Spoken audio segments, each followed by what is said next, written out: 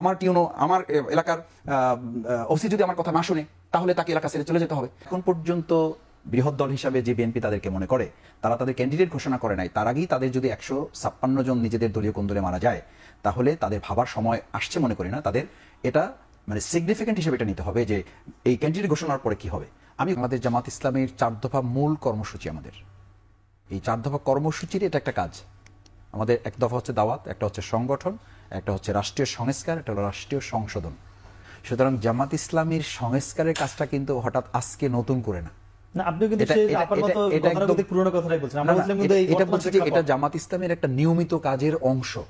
মানে এটা এই বছরে আমরা বলেছি, আগে বলেছি, পরে বলেছি, ব্যাপারটা তা না। আমি বলছি যে Jamaat Islami is organisational work এবং 4টা মৌলিক কাজের এটা একটা কাজ। সুতরাং জামাত ইসলামের বাইরে যাওয়ার সুযোগ নাই। মানে আপনি 4 দফা মূল কর্মসূচির বাইরে যাবেন কি করে? একটা একদম আমাদের একজন সাপোর্টার পর্যন্ত এটার সাথে রিলেটেড। আমরা বলি ব্যক্তি, পরিবার, সমাজ এবং রাষ্ট্র, 4টা সংস্কারের মধ্য দিয়ে আমাদেরকে পরিবর্তন নিয়ে আসতে হবে।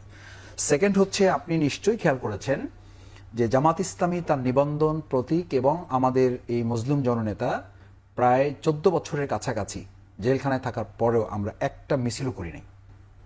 কিন্তু আমরা আমাদের এই বিচার সংস্কার এবং জুলাই সনদের প্রশ্নে আমরা বহুবার আমাদের বক্তব্যের মাধ্যমে, এমনকি তো আমাদের এটা বলা হয় যে জামাত ইসলামী নির্বাচন চায় না, জামাত বিচার চায়। জামাতের ব্যাপার এই কথা এখন বলা হচ্ছে যে আপনারা আসলে নির্বাচন ডিলে করার জন্য বিচার চাচ্ছেন, আপনারা নির্বাচন ডিলে করার জন্য নির্বাচনে ভালো করতে পারবেন না, সেই জন্য আপনারা জুলাই সনদ নিয়ে বেশি সময় ক্ষেপণ করছেন। আপনারা নির্বাচনে ভালো করতে পারবেন না, সেই জন্য আপনারা সংস্কারের ব্যাপারটা বেশি তুলছেন। এই কোশ্চেন কিন্তু এখন মাঠে কেউ কেউ আমাদের ব্যাপারে চালাচ্ছে। তার অর্থ হলো জামাত ইসলামী এই ব্যাপারে সবচেয়ে সরব বলে আমি মনে করি, এবং জনগণের পারসেপশন জনগণ বুঝবে, জনগণের কাছে এটা ভার ছেড়ে দিলাম। তৃতীয় হচ্ছে, দেখেন যে আজকে আমি বিচারের কথা বলি, সংস্কারের কথা বলি, জুলাই সনদের প্রশ্নটা তো যখন আওয়ামী লীগ নিষিদ্ধ হয় যে রাতে, সেদিনই কিন্তু বলা ছিল 1 মাসের মধ্যে জুলাই সনদ ঘোষণা করা হবে। এটা সরকার দায়িত্ব নিয়েছে। সুতরাং সেই দায়িত্বের জায়গায় অন্তর্বর্তীকালীন সরকার, এখন আমরা রাজনৈতিক দল যারা আছি, যেই পরিমাণে নির্বাচনের তারিখ নিয়ে আমরা তৎপর, ঠিক আমি যদি আপনাকে কোশ্চেন করি যে আপনি একজন সাধারণ নাগরিক হিসাবে এখন উপস্থাপক থেকে আপনি একটু মাইন্ড সেট আপে সরে যান, আপনি কি পর্যবেক্ষণ এটা বলবেন যে রাজনৈতিক দলগুলো যতটা না নির্বাচনের জন্য তৎপর, ততটা কি বিচারের জন্য তৎপর, ততটা কি সংস্কারের জন্য তৎপর, ততটা কি জুলাই সনদের জন্য আমরা কথা বলছি?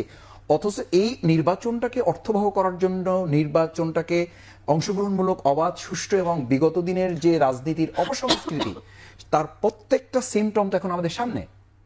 সেরকম একটা সময় আমরা নির্বাচন নিয়ে তৎপর হচ্ছি, অথচ বিচার নিয়ে তৎপর হচ্ছি না।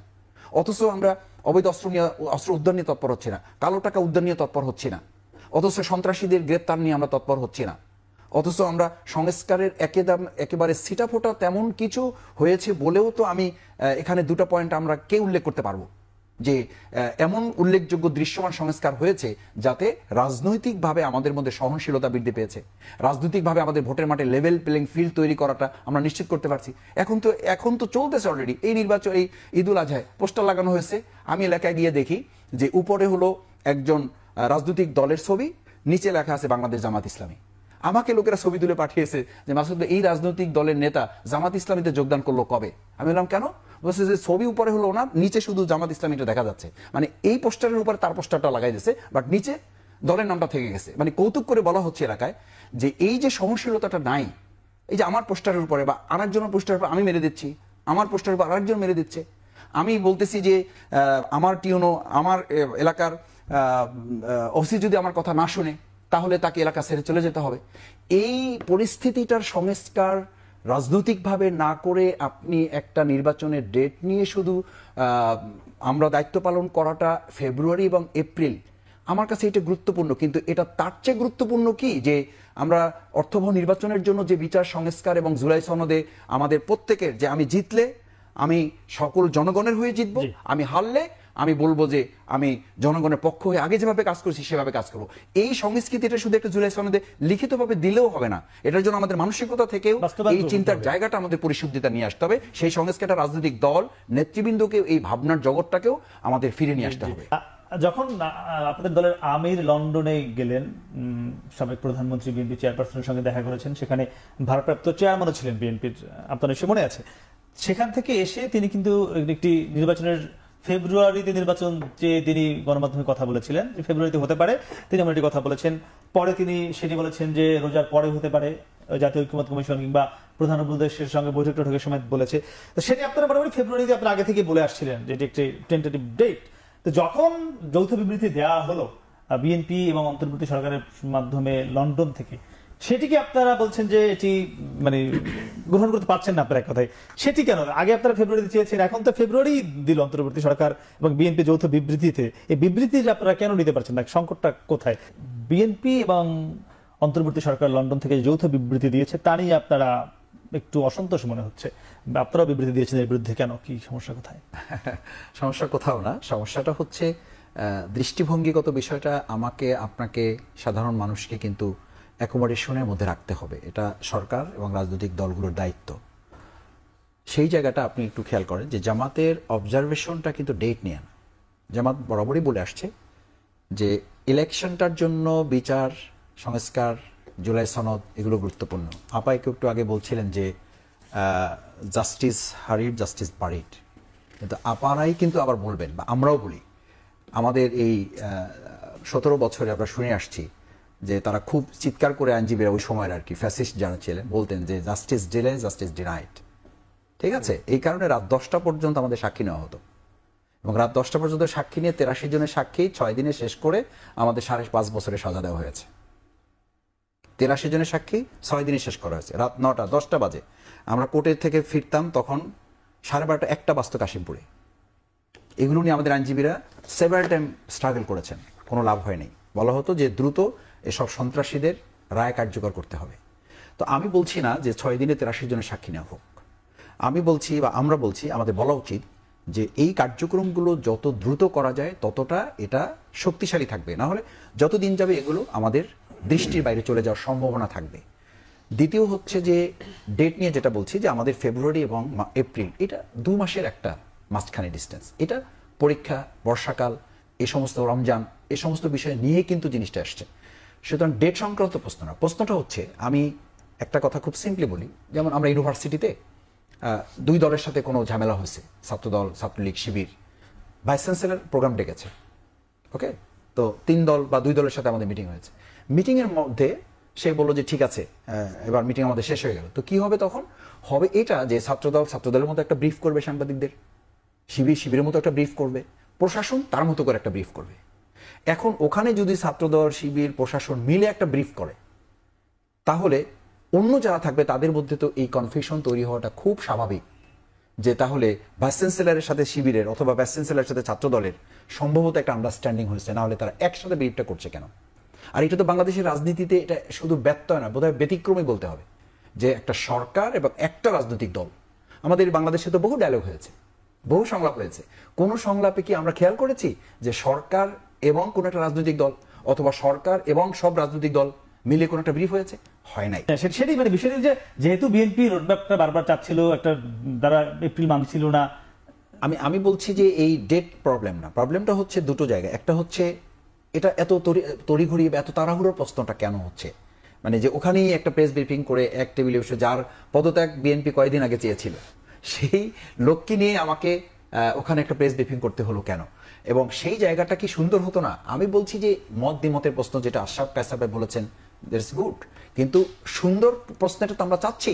সেই সুন্দরটা কি এটা হতো না যে দেশে এসে আবার একটু কৌশলগত কারণে রাজনৈতিক দলগুলোকে একটু চা খাওয়ার কথা বলতো, ডাকতো, 2 দিন লাগতো, এই কথাটা 3 দিন। একটু আমাদের একটা সেন্টেন্স বলি, আশরাফ কায়সার ভাই যেটা বলেছেন যে 7 দিন আমরা কি দেখছি, 7 দিন কিন্তু আমরা এটাও দেখছি, এই ডিক্লারেশনের পরে রাজনৈতিক অঙ্গনে যারা মাঠ পর্যায়ে কর্মী হিসেবে কাজ করছেন তাদের মধ্যে কোনো একটা জায়গায় এই স্ট্যাটাসটা তৈরি হয়েছে যে আমরা অলরেডি বিজয় হয়ে গেছি, সুতরাং এখন আমি যা খুশি তাই করবো। সেই কথা কিন্তু বলা হচ্ছে, ওসিকে বলা হচ্ছে, ডিসিকে বলা হচ্ছে যে আমাদের কথা মতো ডেট হয়ে গেছে, সো এখন আমাদের কথা শুনতে হবে, আমাদের কথা না শুনে থাকতে পারবেন না। আমি তো মনে করি এই জায়গাটা প্রশমিত করার জন্য নিজ দলের পক্ষ থেকেও এই উদ্যোগটা নেওয়া উচিত ছিল। ওনাদেরই বলতে হতো, বা বলতে পারলে ভালো হতো, যে দেশে ফিরে রাজনৈতিক দলগুলোকে একটু ডাকেন, কথা বলেন, এইটাই ঠিক থাকবে। জাস্ট এই কথাটা তাদেরকে মেসেজটা কনভে করেন যে আমরা এপ্রিলে ছিলাম, আমরা ফেব্রুয়ারিতে আসতে চাই। আইন শৃঙ্খলা বাহিনীর কথা বলছিল, এই আইন শৃঙ্খলা বাহিনী যারা আপা বলছেন যে কোনো কিছু নিয়ন্ত্রণ করতে পারছে না, তারা নির্বাচনে কতটুকু নিয়ন্ত্রণ করতে পারবে একটি সুন্দর নির্বাচনের জন্য? কি দেখেন, মনে হয়? আমি এটা খুব দুর্বল একটা কথা বলে মনে করি যে জামাত ইসলামী যদি বলে যে আমি আমার দলের শৃঙ্খলা রক্ষা করতে পারছি না আইন শৃঙ্খলা রক্ষাকারী বাহিনী শক্তিশালী না হওয়ার কারণে, আমি একটা দল যদি শৃঙ্খলভাবে পরিচালিত করতে না পারি, এই দেশের জনগণ কি জামাত ইসলামীকে এই আস্থায় নেবে যে আমি একটা দেশ পরিচালনা করতে পারবো? না, জামাত Second- বিএনপি না, না, দুইটা একটু- দুই একটু- একটু বলি, স্টাইলের এটা দল। কোশ্চেন করে আমরা জবাব চাচ্ছি না, এটা জনতার কাছে কোশ্চেন। সেকেন্ড থিং হচ্ছে, দেখেন আজকে একটা অন্তর্বর্তীকালীন সরকার, নিরপেক্ষ একটা সরকার, সেই সরকারই যদি আজকে চাঁদাবাজ দমন করতে না পারে, সেই সরকার যদি সন্ত্রাসীকে ধরে নিয়ে এসে থানায় আসার আগে তাকে সারাই নেওয়ার জন্য আর একটা গ্রুপ এসে থানা ঘেরাও করে, আমাকে এটা বিশ্বাস করতে হবে যে একটা সরকারি রাজনৈতিক একটা সরকার আসার পরে আমাদের দেশের রাজনৈতিক কালচারে এত সংস্কার আমরা করে ফেলতে পেরেছি যে সেই সংস্কারের সরকারে চাঁদাবাজদের ধরে ধরে সব জেলে ঢুকানো হবে, সন্ত্রাসীদের ধরে ধরে সব জেলে ঢুকানো হবে, মানে দলীয় সরকারের কথা দলীয় বলছেন? সরকারের সময়। এটা অসম্ভব যদি না রাজনৈতিক দলগুলো এই ব্যাপারে অত্যন্ত আন্তরিক না হয়। এবং এই অন্তর্বর্তীকালীন সরকার যদি এটা না পারে, আপনি আর্মির কথা বলছেন, আমি তো আর্মি, আমার এলাকায় আমি খোঁজ নিয়েছি, আর্মি পর্যন্ত একটা গ্রামের লোককে পৌঁছা ইজ নট সো ইজি। সে তো উপর পৌঁছতে পারে না, পৌঁছতে পারে। এবং তারা বলে থাকে যে আমরা সব ডিল করার জন্য আসি নাই, আমরা আসছি একদম স্পেসিফিক কেস ডিল করার জন্য। আপনার আগে থানার কাছে যান, আপনার আগে ইউনিয়নের কাছে যান, ইউনিয়নগুলোতে স্থবির হয়ে আছে। জামাত ইসলামী বারবার বলেছে স্থানীয় সরকারটা দেন, স্থানীয় সরকার নির্বাচনটা দেন, স্থানীয় সরকার কাজ দেন। আপনি মানে একটু জাস্ট একেবারে বিবেকের কাছে বলছি, আমি এগুলো কথা বলে কিন্তু বলছি। প্রশাসনে আমরা ঈদের সময় অলমোস্ট যাওয়ার চেষ্টা করেছি, তারাও আমাদেরকে ইনভাইট করেছে, চা খাওয়ার জন্য আমরা গিয়েছি। মানে তাদের অবস্থা হচ্ছে মানে এখন পারলে এখান থেকে ছেড়ে তারা চলে যাবেন। কেন? বলছে মাসুদের ছোটখাটো সব ঘটনা আমাদের থানায় এসে পড়ছে, টিএনওর কাছে এসে পৌঁছতেছে, ডিসির কাছে এসে পৌঁছতেছে। কেন? স্থানীয় সরকার বন্ধ হয়ে আছে, স্থানীয় সরকার তো সচল নেই, সেখানে তো কোনো সার্ভিস নেই। আজকে ঢাকার সিটির সাউথের যে ঘটনা, এটা আমি মনে করি ইশাক ভাইকে আমি তো চিনি, তো আমরা তো রাজনৈতিক আন্দোলনে একসাথে কাজ করেছি, জেল খেটেছি। আমার মনে হয় যে তার এই কার্যক্রমটা সাধারণ তার জনগণ খুব ভালোভাবে নিচ্ছে না। তাহলে দরকারটা ছিল যে আমরা তো স্থানীয় নির্বাচনটাকে ওন করতে পারতাম, সেটা তো আমরা করতে পারি নাই। সুতরাং এই জায়গাটায় আমাদের দলের শৃঙ্খলা আমরা রক্ষা করতে পারছি না, দলের কর্মীদেরকে নিয়ন্ত্রণ করতে পারছি না। একটা রাজনৈতিক সরকার আসলে নিয়ন্ত্রণ করা যাবে। আমাদের অতীত 15 বছর না 53 বছর দেশ স্বাধীন পরের ইতিহাসগুলো কি আমাদের তা বলে দেয়? আমরা চোখে আঙ্গুল দিয়ে কি আমরা বলতে পারছি যে রাজনৈতিক সরকারগুলো রাজনৈতিক তার দলের লোকদেরকে নিয়ন্ত্রণ শাস্তির আওতায় নিয়ে এসে তাদেরকে ধরিয়ে দিয়ে তাদেরকে সরকারের সহযোগিতা করার ইতিহাস কি আমাদের কাছে আছে? বরং এখন এই পজিশন দেখে আমাদের আশঙ্কা হচ্ছে সামনের দিনে ভয়াবহতাটা আরো কোন জায়গায় বাড়বে গিয়ে কিনা। মাঠ একদমই ফাঁকা, আপা বলছিলেন বিএনপির সামনে কেউ নেই এই মুহূর্তে, যেহেতু আওয়ামী লীগ নেই। এই ফাঁকা মাঠকে আপনারা একটু ভরবেন কিনা একটি ইসলামী জোট টোট করে? আমি ঠিক এমন কোনো পরিকল্পনা আছে? আমি নিজে একটু কনফিউজড হয়ে আছি এই আশরাফ ভাই এবং আপার বক্তব্যের কারণে। যে প্রথমত আমরা শুনছি ফাঁকা, পরে শুনছি যে বড় বড় অক্ষরে অ্যাক্টিং চেয়ারম্যান সাহেব লিখে দিয়েছেন যে আগামী নির্বাচনটা খুবই কঠিন হবে। ওই যে নিজের সঙ্গে নিজের তাহলে প্রতিদ্বন্দ্বিতা। এই কঠিন নির্বাচনটা কার সাথে কার? এই কঠিন নির্বাচনটা তো জনগণ এটা মনে করে না যে বিএনপির সাথে বিএনপির কঠিন নির্বাচন হবে। এটা তো একটা দলের বৈশিষ্ট্য হতে পারে না। আমি তো সেই সংখ্যার কথা আরো আগে বলেছি যে এখন পর্যন্ত বৃহৎ দল হিসাবে যে বিএনপি তাদেরকে মনে করে, তারা তাদের ক্যান্ডিডেট ঘোষণা করে নাই, তার আগেই তাদের যদি 156 জন নিজেদের দলীয় কোন্দলে মারা যায়, তাহলে তাদের ভাবার সময় আসছে মনে করি না। তাদের এটা মানে সিগনিফিকেন্ট হিসেবে এটা নিতে হবে যে এই ক্যান্ডিডেট ঘোষণার পরে কি হবে। আমি কোশ্চেনে যাচ্ছি না, আমি কোশ্চেনে যাচ্ছি যে বৃহৎ দল একটা শেষ হয়ে গেছে আর একটা বৃহৎ দল আছে, এই জাস্টিফিকেশনটা কি আমি করলে হবে? এই জাস্টিফিকেশনটা আমাদের জনগণের হাতে ছেড়ে দিতে হবে। বরং জনগণের মধ্যে ভোটের 2024 না, ভোটের ইকুয়েশন আপনি যান, ভোটের ইকুয়েশনের উপর ভিত্তি করে 2024-এর জুলাই আগস্টে গণঅভ্যুত্থান হয় নাই। যদি হতো তাহলে আওয়ামী লীগ তো মনে করতো যে একমাত্র আমরাই আছি, তাহলে তারা থাকতে পারলো না কেন? তারা থাকতে পারলো না কেন? পারে না এই জন্য যে তাদের ইকুয়েশনের সাথে জনগণের ইকুয়েশনের মিল ছিল না। তারা ধরে নিয়েছিল তারা 41 সাল পর্যন্ত ক্ষমতায় থাকবে। থাকতে কি পেরেছে? পারে নাই। কেন পারে নাই? তার চিন্তার সাথে জনগণের চিন্তার আকাশ পাতাল পার্থক্য ছিল। সুতরাং আজকে টেবিলে বসে আমি যে কথা বলছি, জনগণের সাথে সেই কথার মিল হয়তো খুঁজে নাও পাওয়া যেতে পারে। জনগণ এখন 2024-এর পরে নতুন কিছু একটা দেখছে। তা নতুনটা কি? সেই নতুনের খোঁজে কিন্তু তারা আছে।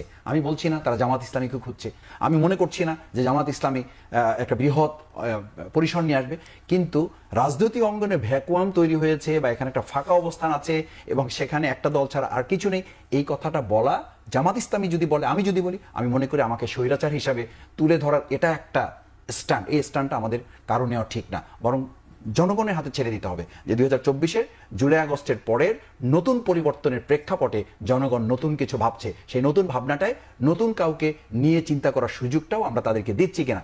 সেই লেভেল প্লেইং ফিল্ডটা কিন্তু ইতিমধ্যে বিতর্কিত হয়েছে, ইতিমধ্যে প্রশ্নবিদ্ধ হয়েছে, ইতিমধ্যে প্রশাসন কাজ করতে ব্যর্থ হয়েছে, ইতিমধ্যে আমাদের কাদা ছড়াছড়িটা এখন দেখেন, লক্ষ্মীপুরে একজনকে পিটে ইমামকে হত্যা করা হয়েছে। আপনি বগুড়ার কথা বলেছেন, আজকে চট্টগ্রাম দক্ষিণ জেলার যিনি দায়িত্বে আছেন তিনি বলে দিয়েছেন ওসি টিওনো কথা না শুনলে তাকে এখান থেকে বেরিয়ে যেতে হবে।